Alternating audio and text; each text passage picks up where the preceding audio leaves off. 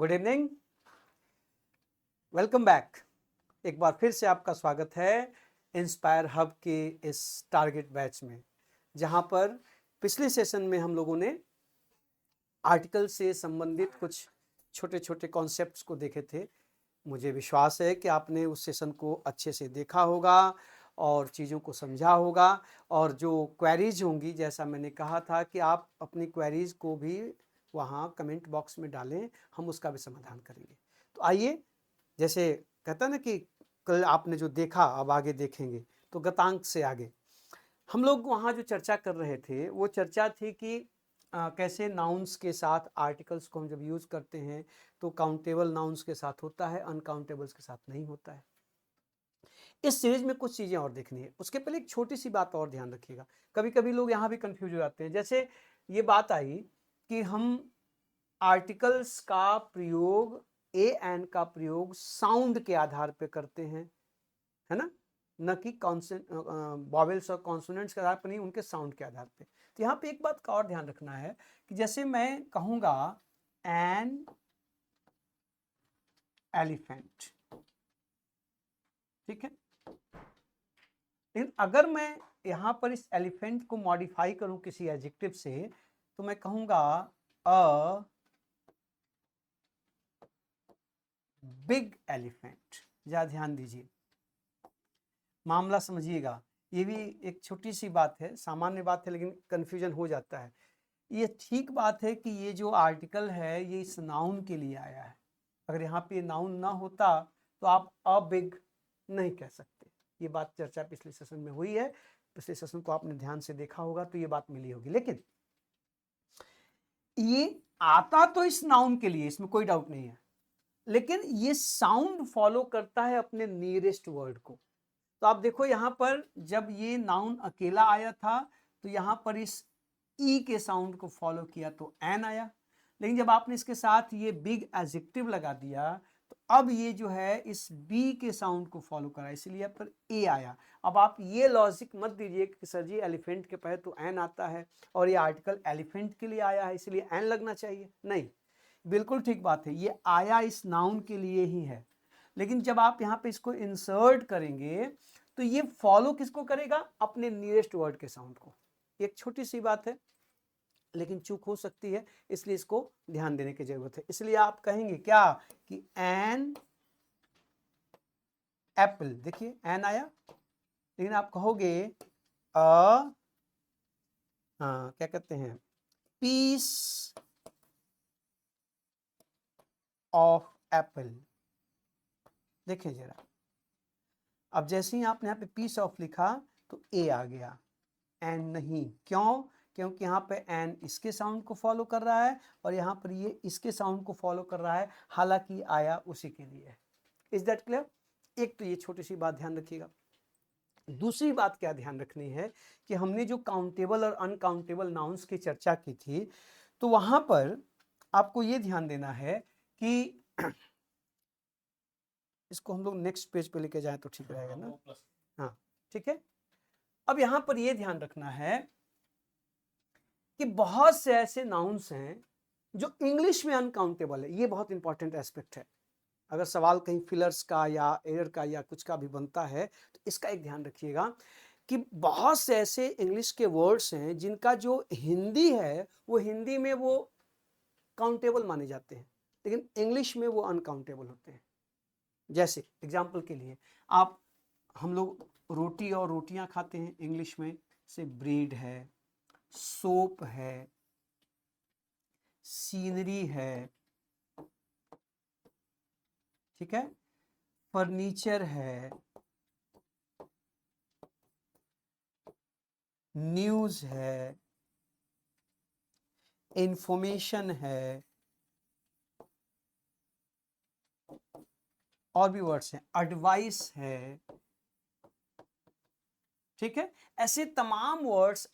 अच्छा, ये पी है, कर्सिव पी है, ध्यान रखिएगा, सोप लिखा है मैंने। हाँ, अक्षरों को लेकर कुछ कंफ्यूजन है तो आप धीरे धीरे आदत पड़ जाएगी, है ना।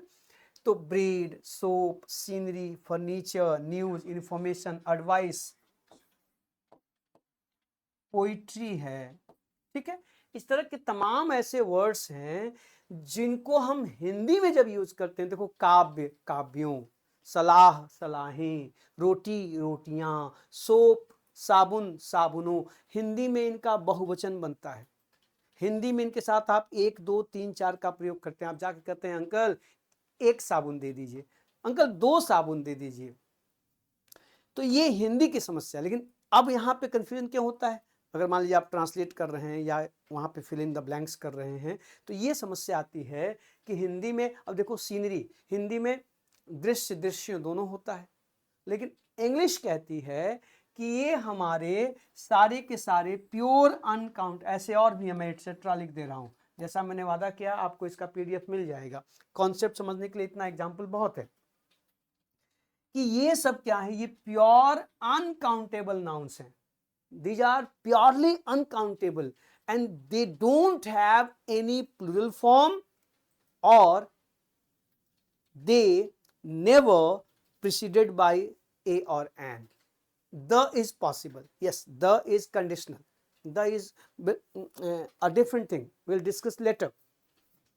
ए एन की बात करें तो आप सीधे इनके साथ न तो आप ए एन का प्रयोग करेंगे और न ही आप इनका प्लुरल बनाएंगे। कहने का मतलब क्या है कि अगर आपने लिखा अ bread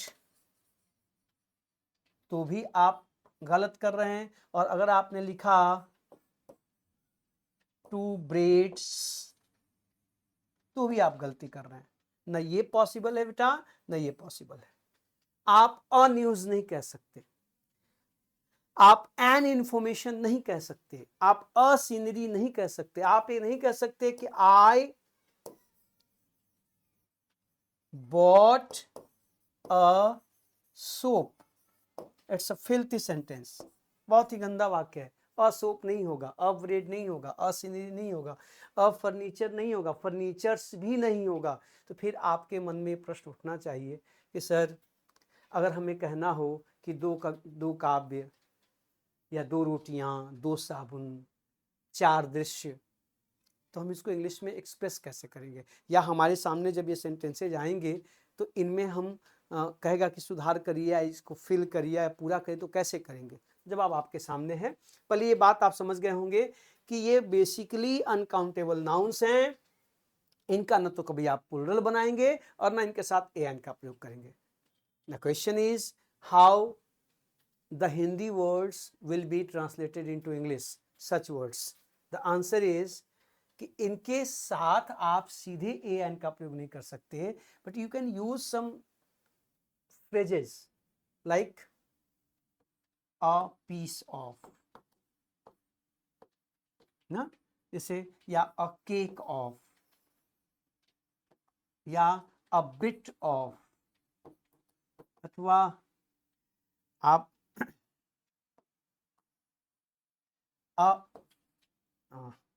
a bit of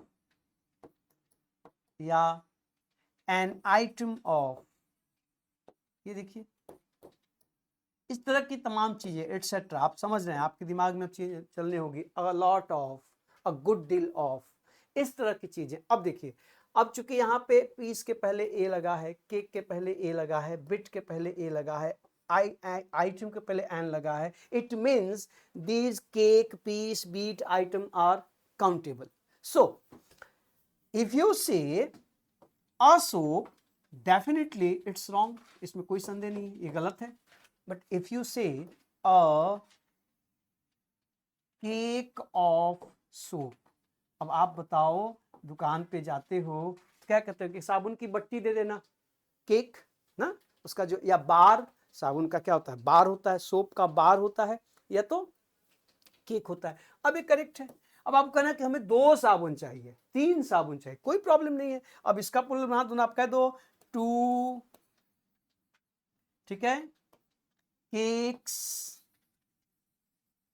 of soap. बस सोप्स मत लिख दीजिएगा, ये नहीं प्लुरल बनेगा, ये ज्यों करते हो रहेगा। देखिए अब ये काउंटेबल बन गया साहब, कल जो मैंने कहा था, अब ये नाउन काउंटेबल बन गया। अ केक ऑफ सोप 1 साबुन, 2 केक्स ऑफ सोप 2 साबुन। इसी तरह से आप कह सकते हैं अ पीस ऑफ इंफॉर्मेशन, मतलब एक सूचना। हिंदी में जो एक सूचना है वो इंग्लिश में क्या है? A piece of information. ढेर सारी सूचनाएं तो आप कह सकते हैं ठीक है, जैसे 2 4 5 जो भी कहना हो, है ना, तो आप क्या कह सकते हैं कि देखिए कि 2 पीसेस ऑफ इंफॉर्मेशन। ये देखिए आप आसानी से इनका प्लूरल बना सकते हैं। लेकिन ध्यान रखिए ये नाउन काउंटेबल बन रहे हैं क्योंकि हिंदी में काउंटेबल होते हैं, लेकिन हम जब इनको लिख रहे हैं बेटा जी लोग, तो यहां देखिए कोई असर नहीं पड़ रहा है। ये ज्यों के त्यों बिल्कुल खड़े हैं सीना तान कि मेरा प्लूरल नहीं बनेगा, मेरे साथ डायरेक्टली आर्टिकल का प्रयोग या इनका प्रयोग नहीं होगा। आपको जो करना हो आप इनका करिए और इनके सहारे आप इस तरह से इन अनकाउंटेबल नाउन्स को भी काउंटेबल में बदल सकते हैं। और ये बात ध्यान रखिए, इसलिए कभी भी एन एडवाइस मत कहिएगा, अ पीस ऑफ एडवाइस ना, या several pieces of advice, 2 pieces of advice. ठीक है, इस तरह से आप एन अ न्यूज आइटम कह सकते हैं। अब यहाँ पे देखो अ न्यूज आइटम जब कह रहे हैं मतलब समाचार का एक, तो अब न्यूज यहाँ पे एडजेक्टिव बन गया। ये देखो आप अ न्यूज कहोगे, अ न्यूज कहोगे तो ये रॉन्ग है। क्या कहोगे? अ पीस ऑफ न्यूज, मतलब एक समाचार ना। या आप ये भी कह सकते हैं अ न्यूज आइटम, ये भी ठीक है। अब ध्यान दीजिए अ न्यूज आइटम क्यों सही है? क्योंकि यहां जो ये न्यूज है अब ये एडजेक्टिव का कार्य कर रहा है, ये नाउन रहा ही नहीं। नाउन तो ये है ना, ठीक है, किस चीज का आइटम? तो न्यूज का आइटम। तो यहां पर देखो ये एडजेक्टिव बन गया, अब ये नाउन नहीं रहा। तो जब ये नाउन रहा ही नहीं तो इसको काउंटेबल अनकाउंटेबल से कोई फर्क ही नहीं पड़ता, इसलिए यहां पर ए का प्रयोग हो सकता है। तो एक एरिया इसको भी ध्यान रखिएगा आप लोग आर्टिकल्स का प्रयोग करते समय कि जब भी आप ए एन का प्रयोग करने जाएं तो वहां पे ए एन में से कौन सा आएगा, तो ये बात हम लोग पिछली वीडियो में डिस्कस कर चुके हैं कि साउंड का ध्यान रखना है। अब सवाल है कि हम किसके साथ करें, तो काउंटेबल नाउन, अनकाउंटेबल नाउन, ये भी आसान है। लेकिन यहाँ पे क्या ध्यान रखना है कि जो काउंटेबल अनकाउंटेबल नाउन का मामला है ये बिल्कुल फंक्शनल है। मतलब आप जब सेंटेंस में इनको लेकर आएंगे तो इनके फंक्शन से पता चलेगा कि ये काउंटेबल हैं कि अनकाउंटेबल हैं। आप आंख मूंद के ऐसे ही डिसाइड नहीं कर सकते, इसका ख्याल रखिएगा। आइए अब इसमें एक दो चीजें और, जिसमें एक फ्रेज लिखता हूं।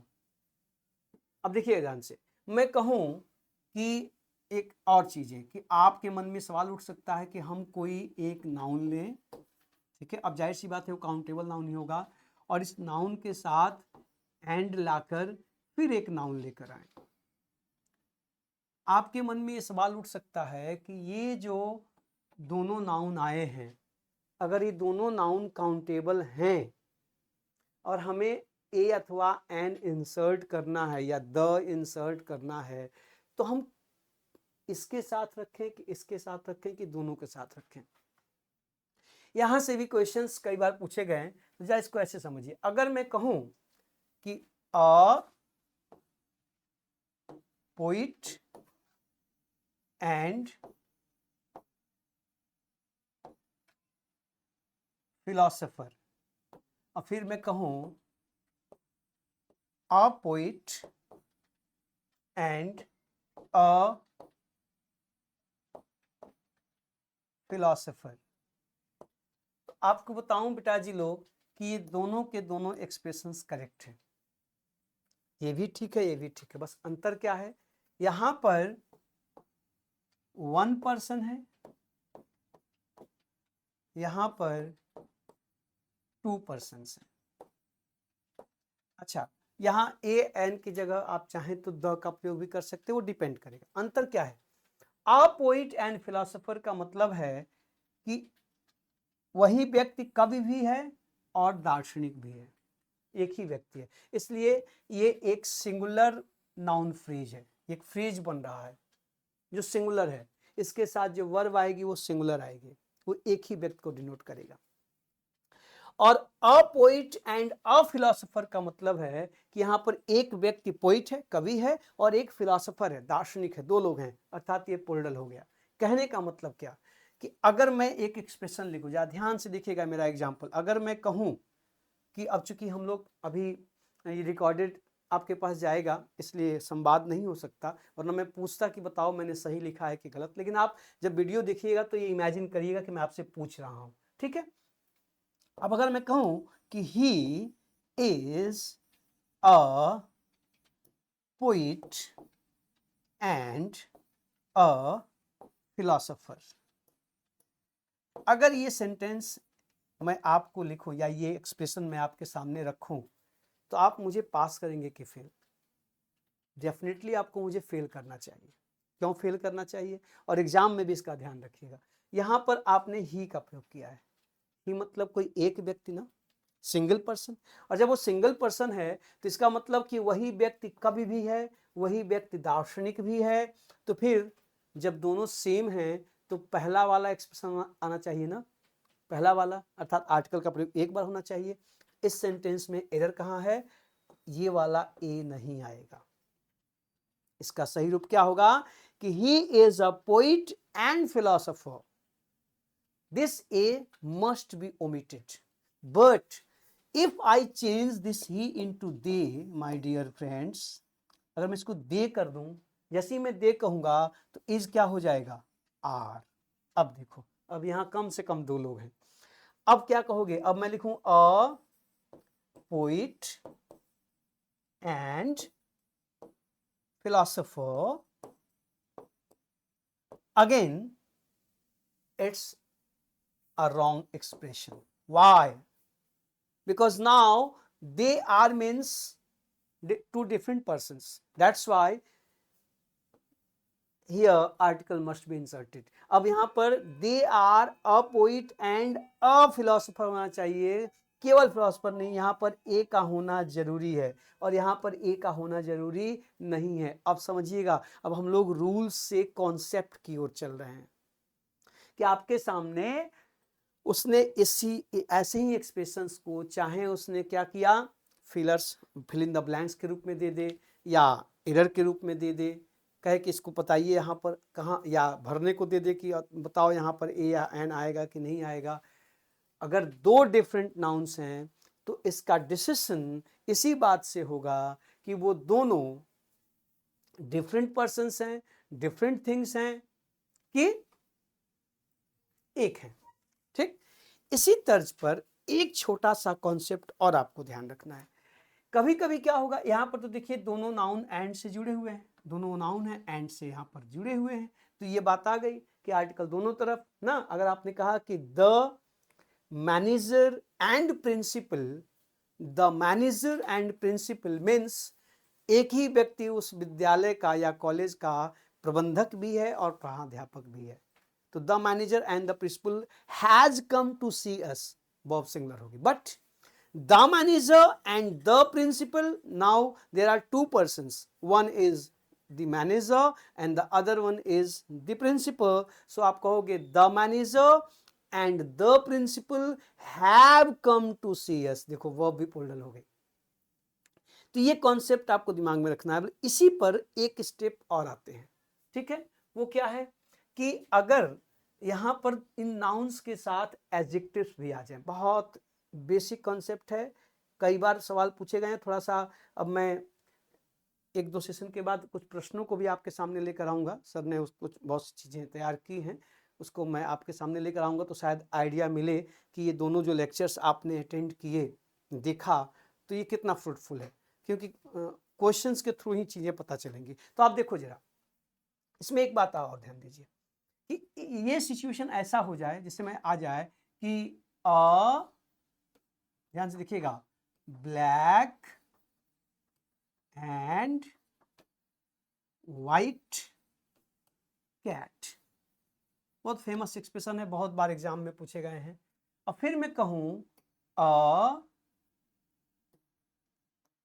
Black and a white cat।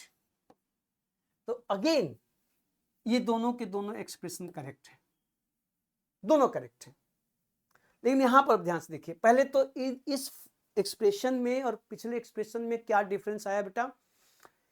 पिछले एक्सप्रेशन में एंड से दो नाउन्स जुड़े थे, बट यहां पर देखो एंड से दो एडजेक्टिव जुड़े हैं, और ये दोनों के दोनों एडजेक्टिव इस कैट नाउन की विशेषता बता रहे हैं। पहले इतना अंतर समझ में आ गया कि हमने पिछले अभी जो डिस्कस किया 3 और 4 मिनट्स अगो, उसमें क्या था कि एंड से दोनों नाउन जुड़े हुए थे। यहां पर क्या हो गया कि एंड से दो एडजेक्टिव जोड़ रहे हैं, and the both adjectives are modifying a particular noun cat. Clear? And what is the difference between both the expressions? Here article has been used once before the first adjective, but here twice before both the adjectives, दोनों के पहले आया है। तो फिर वही बात आ गई, a black and white cat means चितकबरी बिल्ली, एक बिल्ली है जिसका रंग काला भी है और सफेद भी है, मतलब वो काली सफेद दोनों है। But a black and a white cat means दो बिल्लियां। देखिए ये जादू है भाषा का, नाउन यहां सिंगुलर है जी, कैट है, कैट्स नहीं लिखा है, लेकिन वो दो की बात कर रहा है। ये जादू आर्टिकल का है, क्योंकि दोनों एडजेक्टिव के पहले आपने ए इंसर्ट किया है। A black and a white cat means एक काली बिल्ली और एक सफेद बिल्ली। A black and white cat means एक ही बिल्ली जो काली सफेद दोनों है, चितकबरी है। Is that clear? आप कहोगे कि a black and white cat is, was, has, but a black and a white cat are, were, have। इसके साथ आने वाली वर्ब प्लूरल होगी, इसके साथ आने वाली वर्ब सिंगुलर होगी। ये एक सिंगुलर एक्सप्रेशन है, ये एक प्लूरल एक्सप्रेशन है। अब यहां से सिर्फ सवाल बनेंगे, तो जरा ध्यान से देखिए अब मामला क्या होगा। अब मैं एक सेंटेंस लिखूं कि ही हैज, ध्यान से देखिएगा एक्सप्रेशन में लिख रहा हूं, he has a black and white cat which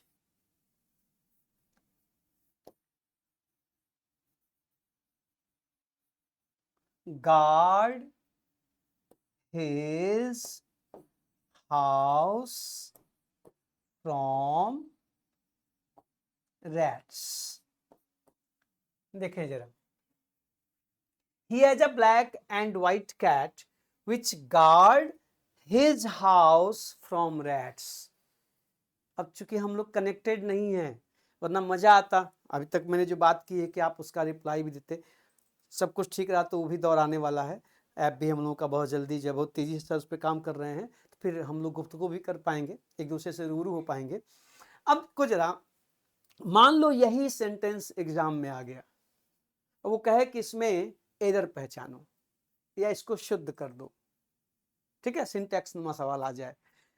अब साहब आप ध्यान से देखो तो ये सेंटेंस गलत है।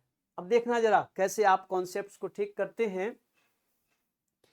तो वहीं से आप वर्ब के क्वेश्चंस कर सकते हैं, नाउन के क्वेश्चंस कर सकते हैं, एडजेक्टिव के क्वेश्चन कर सकते हैं। देखो हम लोग आर्टिकल की बात कर रहे हैं, इस सेंटेंस में जो एरर है ना बच्चा, वो वर्ब का है। अभी मैंने क्या कहा कि अगर आर्टिकल एक ही एडजेक्टिव के साथ है तो सिंगुलर है, और दोनों के साथ है तो प्लूरल है। अब जरा ध्यान से देखो कि ही हैज, उसके पास है, a black and white cat, article एक ही बार यूज हुआ है ना ब्लैक के साथ, इसका मतलब कि एक ही बिल्ली है, उसके पास जो बिल्ली है वो एक ही है जो काली सफेद दोनों है। तो फिर जब एक ही बिल्ली है, अगर ये यहां पर ये जो कैट है ये सिंगुलर है, तो वर्ब भी तो सिंगुलर होनी चाहिए ना साहब। यहाँ पे वर्ब हमने क्या लिख दिया है, गार्ड। आपको पता है कि जब सब्जेक्ट थर्ड पर्सन होता है, सिंगुलर नंबर होता है, तो वर्ब में एस या एस का प्रयोग मस्ट होता है। तो the error is here my dear friends, it should be guards, not guard. It should be Guards, guards. Because this subject is singular, so the verb must be singular. अब देख रहे हो आप, हम लोगों ने पढ़ा आर्टिकल का प्रयोग और हम लोग गलतियां ढूंढ रहे हैं किसके, नाउन की, वर्ब की। तो यहाँ वर्ब जो है सिंगुलर होगा, क्योंकि बिल्ली, अगर यहाँ पर होता कि he has a black and a white cat, तो फिर इसमें कोई गलती ही नहीं थी, बिल्कुल वाक्य दुरुस्त था, तो वहां गार्ड ही होता। ठीक है, इसका ध्यान रखना। इसमें एक छोटा सा कॉन्सेप्ट और है, उस कॉन्सेप्ट को भी समझ लीजिए, तो फिर ये जो हमारा डिस्कशन है ये एक मकाम पे पहुंचेगा, इसमें एक कंप्लीटनेस का जो है भाव समझ में आएगा कि हाँ आज कुछ चीजें हम लोगों ने नया सीखा। वो ये है कि आपके मन में प्रश्न होना चाहिए कि सर अगर यहाँ पर ए एन के बजाय हम द का प्रयोग करते हैं, जहां ए एन है वहां ए एन ना आकर द आ जाए, तो क्या कोई चेंज आएगा, कोई कॉन्सेप्ट पे असर पड़ेगा? बिल्कुल पड़ेगा। जा देखिएगा क्या पड़ेगा। आप ये देखो, अब मान लो कि मैं ये कहूं जैसे कि the first and last chapter, क्या ध्यान से एक्सप्रेशन को देखिएगा। अब फिर मैं कहूं कि the first and the last chapter,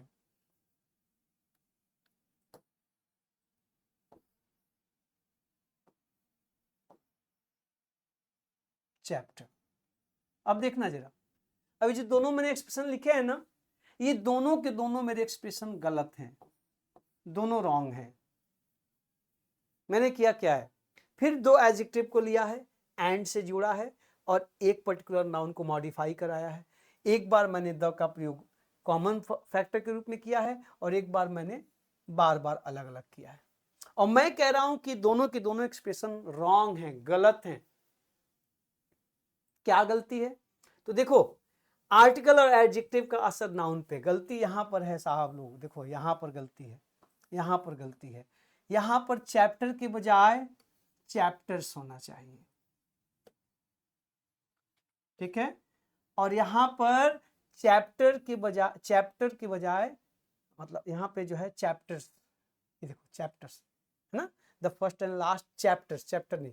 तो यहाँ जो चैप्टर है इसकी जगह चैप्टर्स होना चाहिए, और यहाँ जो चैप्टर्स है इसकी जगह चैप्टर होना चाहिए। CHAP,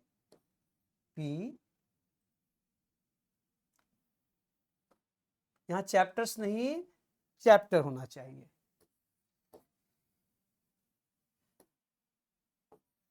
CHAPTER, मामला क्या है, कॉन्सेप्ट को आप समझिएगा, इसके पीछे जो कॉन्सेप्ट है, तो फिर हम लोग वाइंड अप करेंगे इसको। अभी कॉन्सेप्ट ये है कि जब दो एडजेक्टिव एक पर्टिकुलर नाउन को मॉडिफाई करते हैं और हम द को कॉमन मानकर एक बार प्रयोग करते हैं, तो यहां जो नाउन आएगा वो प्लूरल होगा। अभी ये इंग्लिश लैंग्वेज की का अपना तेवर है, देखो। और अगर हमने द का प्रयोग दोनों एडजेक्टिव के पहले किया, तो यहां जो नाउन आएगा वो सिंगुलर होगा, मीनिंग सेम होगी। प्रथम और द्वितीय अध्याय ना, प्रथम और अंतिम अध्याय, आप जब इंग्लिश में कहोगे तो आप कहोगे, इंग्लिश दोनों सही होगा, बस ध्यान देना मैं जो बोलूंगा उसमें नाउन का, कि the first and last lessons, but the first and the last lesson, this is the trick. The अगर दोनों तरफ है, दोनों एडजेक्टिव के साथ है, तो नाउन सिंगुलर होगा, मीनिंग वही रहेगी। और अगर आपने द को कॉमन मानकर एक बार प्रयोग किया तो नाउन प्लूरल होगा, मीनिंग में कोई फर्क नहीं आएगा, लिखने का अंदाज बदलेगा। 19वीं और 20वीं शताब्दी, तो आप या तो कहोगे the 19th and 20th centuries, centuries, क्योंकि द आपने एक बार प्रयोग किया है, but you will say the 19th and the 20th century. अब सेंचुरीज नहीं होगा, इसका ध्यान देखो कैसे आर्टिकल के हेर फेर से, वो नुक्ते के हेर फेर से खुदा जुदा हुआ वाला मामला है कि मीनिंग सेम है। 19वीं और 20वीं शताब्दी में भारत की आर्थिक स्थिति, इसको इंग्लिश में लिखना तो क्या कहोगे कि the economic condition of India in the 19th and 20th centuries, और in the 90th and 20th century. Centuries नहीं होगा। अब यहां से भी क्वेश्चन बने आपको। अब देखो ध्यान से, अगर फोकस करोगे तो हम लोग भले चैप्टर आर्टिकल की बात करें, लेकिन पिछले 30 मिनट से मैं आपको वर्ब भी समझा रहा हूं, नाउन भी समझा रहा हूं, आर्टिकल भी समझा रहा हूं, एडजेक्टिव भी समझा रहा हूं।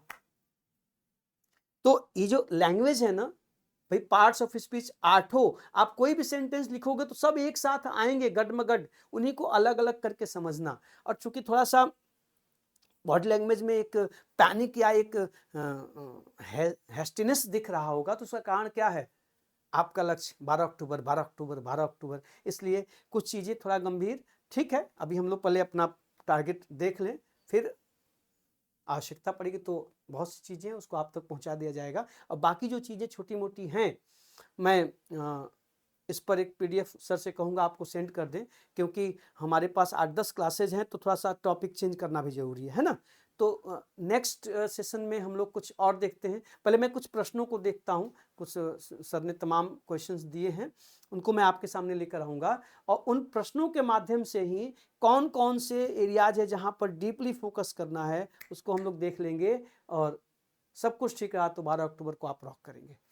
तो चर्चा जारी रहेगी, मुलाकातें होती रहेंगी, टिप्पणियाँ आपकी, व्यूज़ तो ठीक ठाक दिखे, काफ़ी लोगों ने देखा, लेकिन वहाँ टिप्पणी बहुत कम है। आप जुड़ें, अपनी टिप्पणी दें, अपने सजेशंस दें, बहुत ज़रूरी है। हमारा असेसमेंट भी ज़रूरी है। तो अगली मुलाकात एक नए अध्याय के साथ, कुछ नई बातों के साथ होगी। तब तक देखते रहिए। Keep learning, keep growing, keep achieving, and keep supporting the Inspire Hub and Mr. Sunil Tripathi. All the best. Thank you. Good luck.